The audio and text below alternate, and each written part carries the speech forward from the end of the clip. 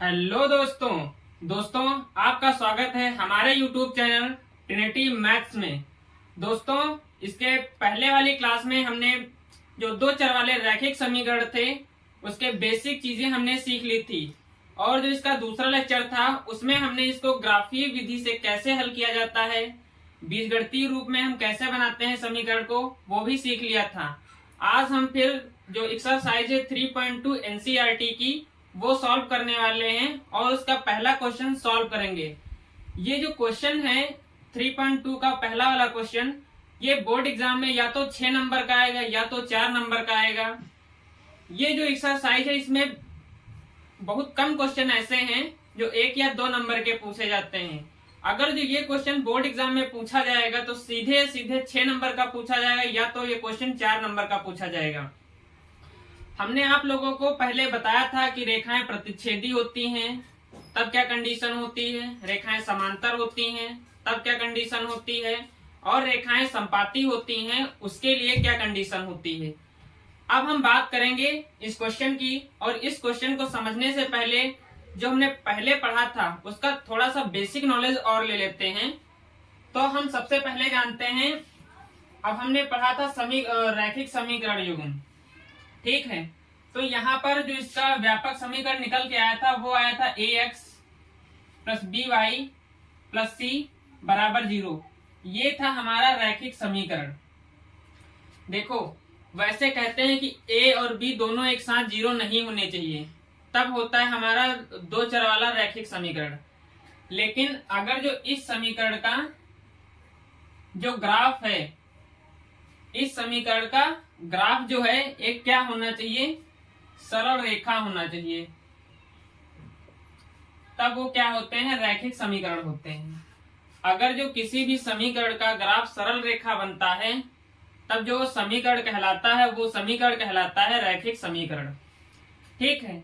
अब हम पढ़ रहे हैं रैखिक समीकरण युग्म। युग्म में क्या होती हैं, दो समीकरण होती हैं, और दोनों समीकरण क्या होती है, बेसिकली इसी प्रकार की होती हैं। जैसे पहले समीकरण होता है a1x plus b1y plus c1 बराबर 0, और इसका दूसरा समीकरण लिखें तो ये बन जाएगा a2x प्लस b2y और प्लस c2 बराबर 0।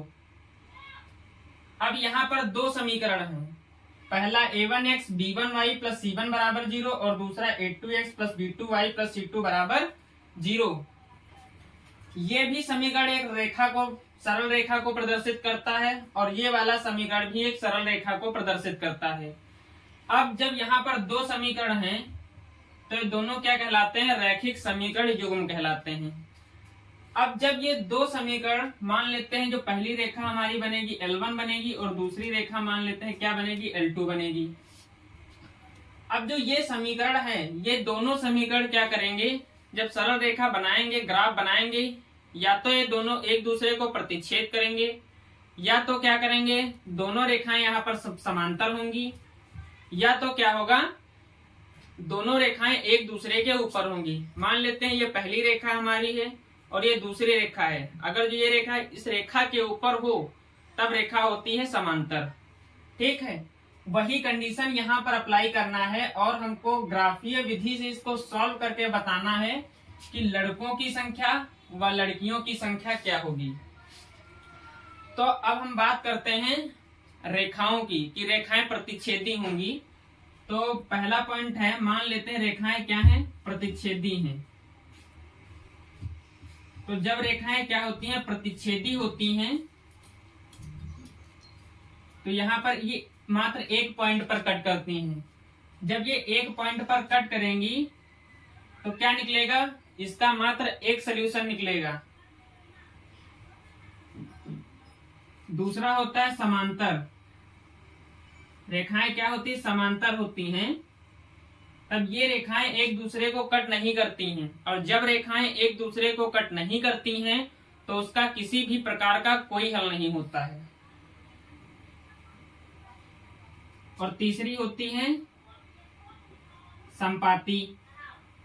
अब संपाती रेखा क्या होती है, अगर जो इस वाली रेखा के ऊपर कोई दूसरी रेखा गुजर जाए तो रेखा होती है समांतर, और जब रेखा होती है संपाती, और जब रेखा होती है संपाती तो इसके होते हैं अनंत हल।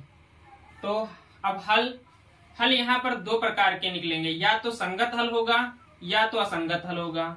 अब संगत हल क्या होता है?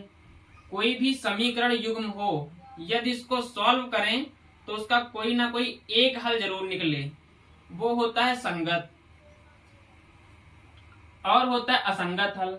अगर जो रैखिक समीकरण युग्म दिया हुआ हो और रैखिक समीकरण युग्म के कोई भी हल ना निकले तो उसे हम कहते हैं असंगत हल।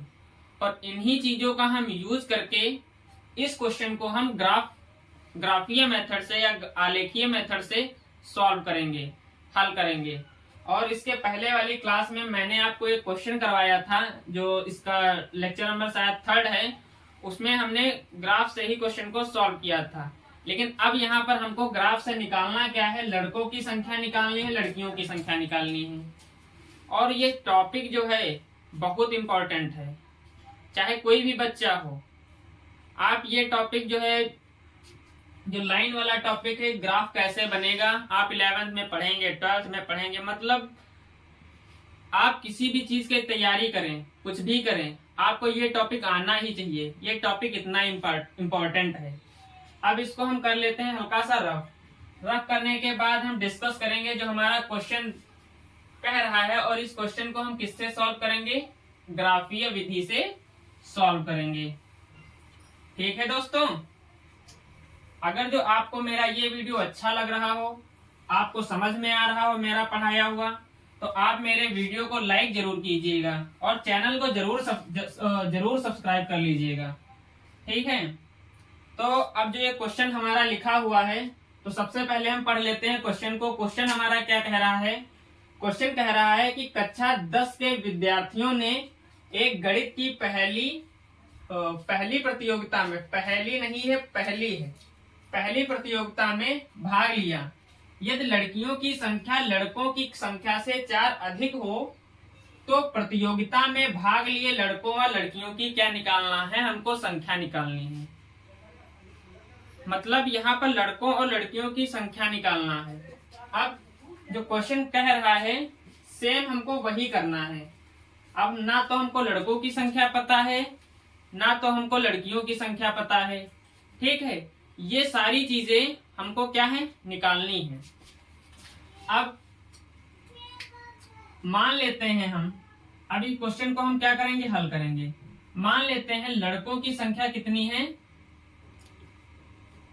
लड़कों की संख्या मान लेते हैं कितनी? x। हम लड़कों की कितनी संख्या मान लेते हैं? x मान लेते हैं। और लड़कियों की संख्या हम कितनी मान लेते हैं? मान लेते हैं y है। हमने क्या किया? लड़कों की संख्या को x मान लिया और लड़कियों की संख्या क्या मान लिया? y मान लिया। अब जो लिखा है उसको थोड़ा फिर से पढ़ते हैं। कह रहा है कि कक्षा 10 के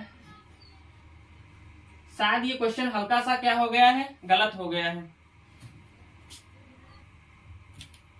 भैया। जो ये थोड़ा सा क्वेश्चन है थोड़ा सा गलत हो गया था, इसको हमने इसीलिए थोड़ा सही कर लिया है। तो फिर से एक बार क्वेश्चन को पढ़ लेते हैं।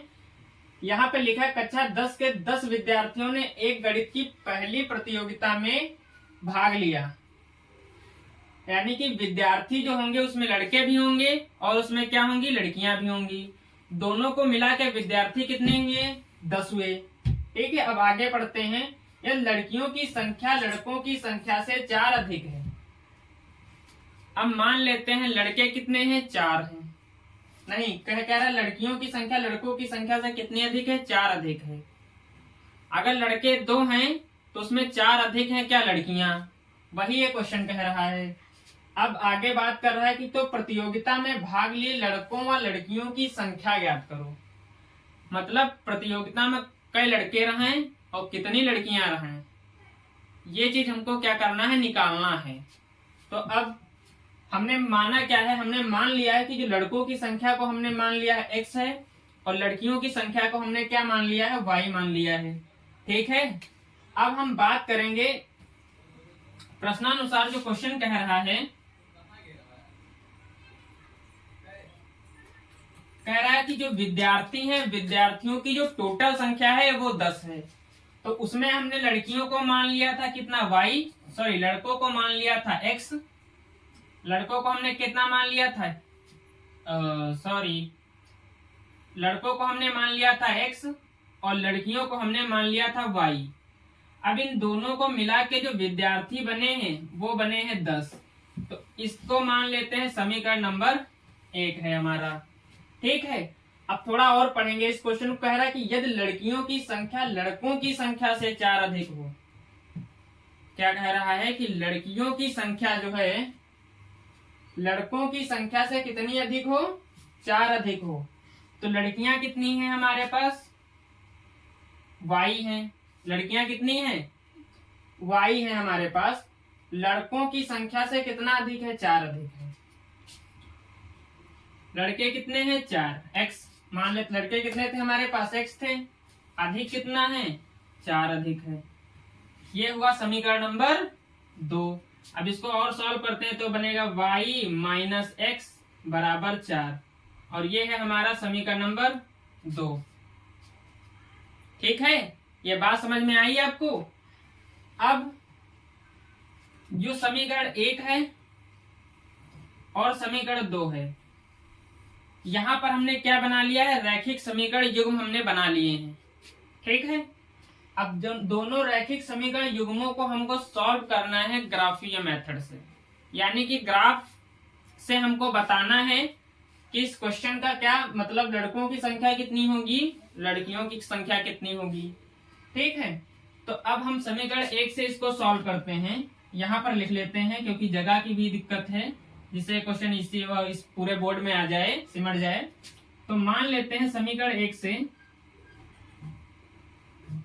ये क्या हम कर देते हैं, हम x बराबर क्या कर देते हैं, 0 पुट कर देते हैं। इस डिब्बा को बना लेना है ऐसे, और एक स्थान पर x लिख लेना और एक स्थान पर क्या लिख लेना है, हमको y लिख लेना है। x और y। सबसे पहले हम क्या करते हैं, हमको किसी भी रेखा का अगर जो हमको ग्राफ पर रेखा को रिप्रेजेंट करना है तो हमको 2 से 3 पॉइंट चाहिए होते हैं। तो वो पॉइंट हमको निकालने पड़ेंगे समीकरण को सॉल्व करके। जो हमारा रैखिक समीकरण है उसको सॉल्व करके हमको क्या निकालना पड़ेगा, पॉइंट निकालना पड़ेगा।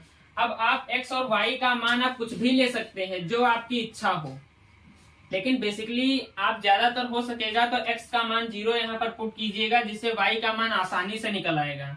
ये आपकी सोच पर डिपेंड करेगा कि आप क्वेश्चन को कितनी आसान तरीके से सॉल्व कर पाएंगे। ठीक है, तो यहाँ पर हम क्या ले लेते हैं, x बराबर 0 पुट करते हैं, और जब हम x बराबर 0 पुट करेंगे तो ये y बराबर कितना निकल के आएगा। यहाँ पर जब हम x बराबर 0 रख देंगे तो y बराबर आ जाएगा सीधे 10। क्या आ जाएगा, y बराबर आ जाएगा हमारा 10।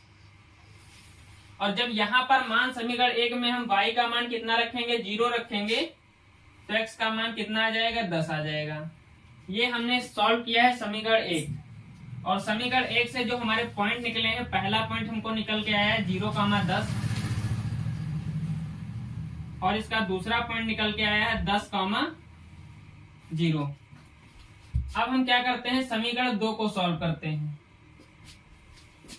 ये है हमारा समीकरण 2। समीकरण 2 में हमको वही करना है जो हमने समीकरण 1 के साथ किया था। यहाँ पर बेसिकली करना क्या है, हमको यहाँ पर भी हमको x रख लेना है और y रख लेना है, और x वाले को हम क्या कर देते हैं, x को हम क्या करेंगे, जब 0 करेंगे तो ये वाला पोर्शन हो जाएगा 0, और यहाँ से सॉल्व करेंगे तो y का मान कितना निकल के आ जाएगा, 4 निकल के आ जाएगा। बेसिकली मैं आप सोच रहा हूँ कि आप लोगों को मेरी बात समझ में आ रही होगी। ठीक है, अब हम क्या करते हैं, y के स्थान पर क्या करते हैं, 0 पुट करते हैं। जब y के स्थान पर हम 0 पुट करेंगे, यहाँ पर 0 रखेंगे, तो ये x की जो वैल्यू निकल के आएगी वो आएगी -x = 4, और यहाँ से x बराबर कितना आ जाएगा, 4 आ जाएगा। तो यहाँ से बेसिकली जो x की वैल्यू निकल के आएगी 4 निकल के आएगी। तो यहाँ से भी हमको 2 पॉइंट मिल जाएंगे। पहला c मान लेते हैं जो मिलेगा 0,4, और दूसरा मान लेते हैं d.4,0। तो ये बेसिकली हमको क्या मिल गए हैं, पॉइंट्स मिल गए हैं।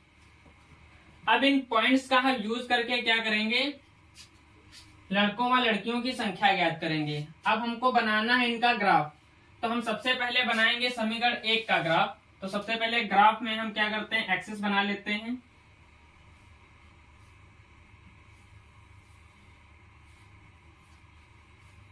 देखो दोस्तों, अगर जो आपको मेरा वीडियो पसंद आ रहा होगा तो आप लोग मेरे वीडियो को लाइक जरूर कीजिएगा और हमारे चैनल को जरूर सब्सक्राइब कर लीजिएगा, और ये जो वीडियो है अपने दोस्तों तक जरूर शेयर कीजिएगा, ठीक है। अब हम क्या करते हैं, पॉइंट्स दर्शा लेते हैं। तो 1 ये x डायरेक्शन है, ये x की x डैश हुआ, ये y हुआ, ये y डैश हुआ। अब x के जब हम राइट साइड में जाते हैं, जो संख्या राइट साइड में लिखी जाती है x एक्सिस पर, वो होती है हमारी पॉजिटिव, और जो लेफ्ट साइड में लिखी जाती हैं वो संख्याएं होती हमारी नेगेटिव।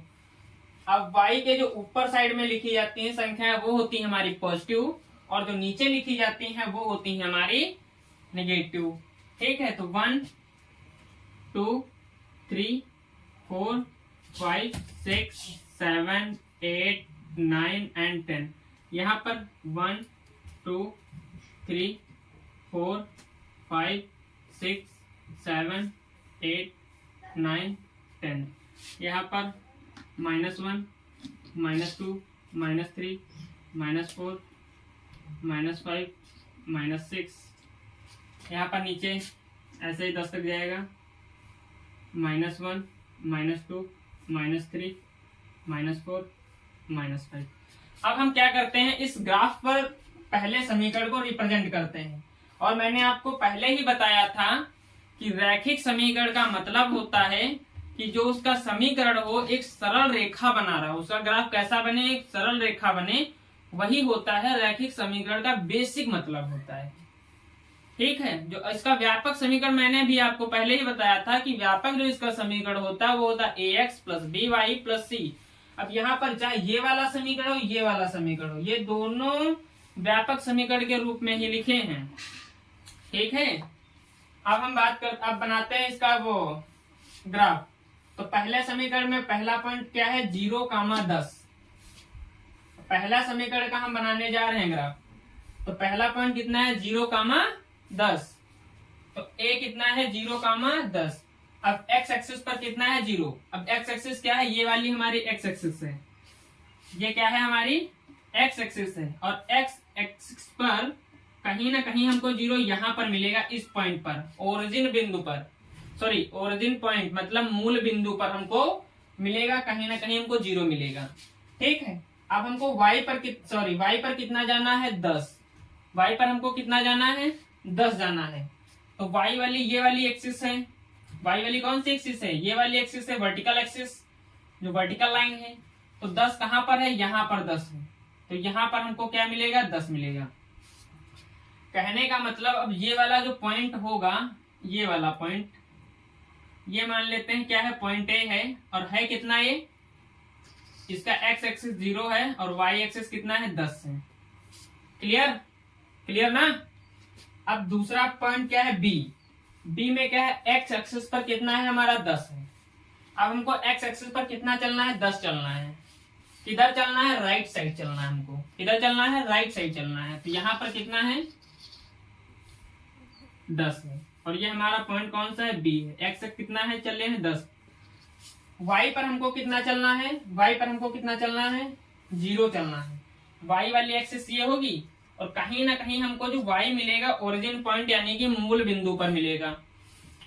तो यहाँ पर क्या मिलेगा, ओरिजिन पॉइंट में मूल बिंदु पर क्या मिलेगा, 0 मिलेगा, यानी कि ये वाला पॉइंट। अब इस वाले पॉइंट से होकर हमको क्या खींचनी है, एक लाइन खींचनी है, एकदम स्ट्रेट लाइन खींचनी है, जो एक दोनों पॉइंट को मिलाती हुई हमको क्या खींचनी है, एक लाइन, एक रेखा खींचनी है। अब जो ये लाइन बनी है, जो एक सरल रेखा बनी है, ये सरल रेखा पहले वाले समीकरण से बनी है, पहले वाले इक्वेशन से बनी है। तो इसका समीकरण क्या था, x + y = 10। मैं सोच रहा हूं कि आप लोगों के जो ग्राफ बनाने का प्रोसेस है बहुत अच्छे से समझ में आ रहा होगा, और आपको एक एक पॉइंट क्या हो रहा होगा, क्लियर हो रहा होगा, ठीक है। अब हम बात क्या करते हैं, जो दूसरा समीकरण हमारा लिखा है y - x = इक्वल टू 4। अब इसका हमको बनाना है क्या, ग्राफ। अब इसका ग्राफ कैसे बनेगा, यहाँ पर पॉइंट कितना है सी, पॉइंट सी जो दिया है वो कितना दिया है 0,4, यानी कि हमको एक्स एक्सिस पर कितना चलना है, 0 चलना है। ये हमारे एक्स एक्सिस है और एक्स एक्सिस पर हमको 0 कहीं ना कहीं ओरिजिन पर ही मिलेगा, और वाई पर कितना जाना है, हमको 4 जाना है। तो मतलब यहाँ पर हमको क्या मिलेगा, 4 मिलेगा। यानी कि ये वाला पॉइंट कितना है, ये वाला पॉइंट है हमारा सी, और सी कितना है, सी है हमारा एक्स एक्सिस पर 0 और वाई एक्सिस पर 4। क्लियर ना।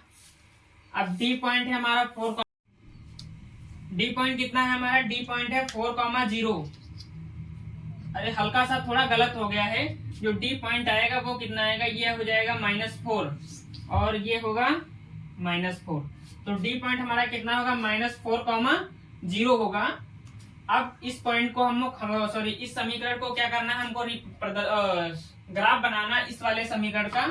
तो हमने पहला सी पॉइंट तो था, इसका हमने क्या कर लिया था, 0,4 निकल आया है। अब डी पॉइंट कितना है, -4,0 कितना है, -4,0। ठीक है, हमको एक्स एक्सिस पर कितना चलना है, -4 चलना है। और ये वाली है हमारी एक्स एक्सिस, कौन सी एक्सिस है, एक्स एक्सिस है। और इस पर चलना कितना है, हमको माइनस की तरफ चलना है, और चलना कितना है हमको 4 तक चलना है। तो 1 2 3 4, कहीं ना कहीं ये पॉइंट यहाँ पर लाई करेगा, और ये पॉइंट है डी, कितना है -4, इस पॉइंट को यहाँ पर लिख देते हैं, कितना है -4, और वाई एक्सिस कितना है हमारा 0 है, तो 0 होगा। ठीक है, अब इस समीकरण का ये वाला पॉइंट और ये वाला पॉइंट, इन दोनों पॉइंट्स को मिलाते हमको क्या खींचना है, हमको एक खींचनी है रेखा। हमको क्या खींचनी है, हमको खींचनी है एक रेखा खींचनी है। अब जब हमने इन पॉइंट्स को मिलाते हुए एक रेखा खींची, तो ये कहां पर कट कर रहा है, ये बेसिकली कट कर रहा है 7 पर, और नीचे कहां पर कट कर रहा है, कट कर रहा है 3 पर। कहां पर कट कर रहा है, 3 पर कट कर रहा है। ठीक है, तो जहां पर ये लाइन एक दूसरे को कट करेंगी, जहां पर ये लाइन एक दूसरे को क्या करेंगी, प्रतिच्छेद करेंगी, कट करेंगी, वहां का जो पॉइंट है वो मिल रहा है 7,3। गलत हो गया है, एक्स एक्सिस पर कितना चल रहे हैं, 1 2 3, तो इसका एक्स वाला पॉइंट कितना होगा 3, और वाई पर कितना चल रहा है 7, तो वाई वाला पॉइंट कितना होगा 7। तो यहाँ पर कितना मिलेगा, 3,7।